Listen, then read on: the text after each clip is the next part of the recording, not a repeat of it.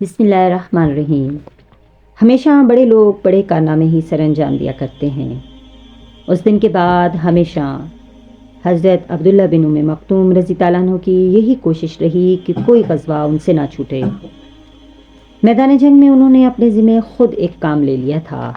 آپ فرمایا کرتے تھے کہ میدان جنگ میں مجھے لشکر اسلام کا جھنڈا پکڑا دیا کرو، چونکہ میں دیکھنے سے معذور ہوں، لہٰذا ایک ہی جگہ جم کر کھڑا رہوں گا اور حتی الامکان اسلامی جھنڈے کو سرنگوں نہیں ہونے دوں گا۔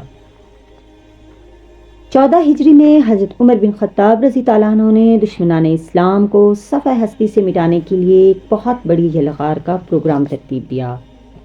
آپ نے تمام گورنروں کے نام یہ حکم نامہ جاری کیا: تمہارے علاقے میں جس کسی کے پاس ہتھیار، سواری یا جہاد کے سلسلے میں کوئی تجویز ہو تو اسے فوراً اپنی نگرانی میں میرے پاس بھیج دو۔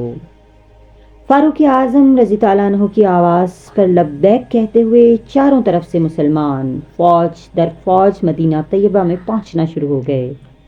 ان مجاہدین میں حضرت عبداللہ بن ام مکتوم رضی اللہ عنہ بھی تھے۔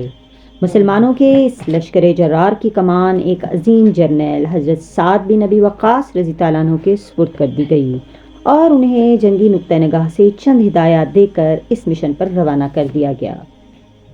جب یہ لشکر اسلام قادسیہ پہنچا تو جناب عبداللہ بن مکتوم رضی اللہ عنہ زرہ پہنے ہوئے نمودار ہوئے، میدان جنگ میں جھنڈا تھامنے کے لیے پیشکش کی اور فرمایا کہ میں آخری دم تک اسے تھامے رکھوں گا۔ 3 روز تک بڑی شدت سے لڑائی جاری رہی۔ طرفین کی جانب اس قدر تابڑتوڑ حملے ہو رہے تھے کہ تاریخ میں اس کی مثال نہیں ملتی۔ تیسرے روز اس قدر بڑے زوردار حملے کے بعد جنگ کا نقشہ بدل گیا۔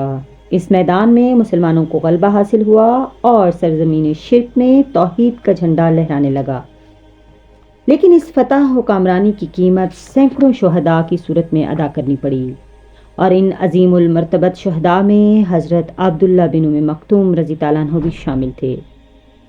آپ رضی اللہ عنہ اس حالت میں شہید ہو کر گرے کہ اسلامی جھنڈا آپ کے بازوؤں کی گرفت میں تھا۔